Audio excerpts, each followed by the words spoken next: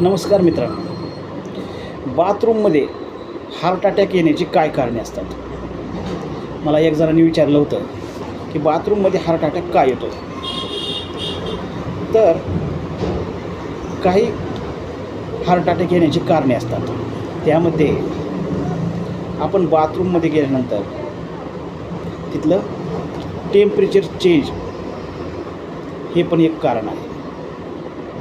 आणि ज्यावेळेस आपण आंघोळ करतात त्यावेळेस आपल्या बॉडीचं टेम्परेचर आणि तिथल्या पाण्याचं टेम्परेचर, आपण शावर घेतात, अचानक डोक्यावर पाणी घेतात, त्यामुळे आपल्याला हार्ट अटॅक येण्याचा चान्स असतो.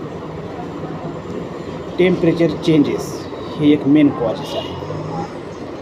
आपल्याला कॉन्स्टिपेशन असल्यावर आपण लॅट्रिनसाठी जास्त वेळ बसतात आणि प्रेशर देतात, त्यामुळे सुद्धा हार्ट अटॅक येण्याचं चान्स असतो.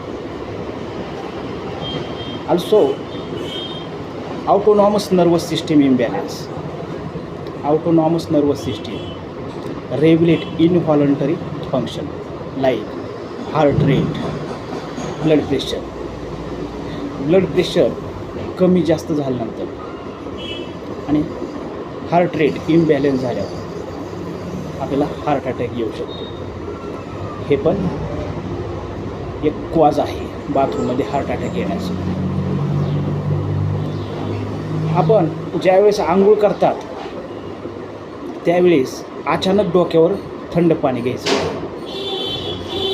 मग हे पण एक कारण आहे. याने सुद्धा आपल्याला हार्ट अटॅक येऊ शकतो.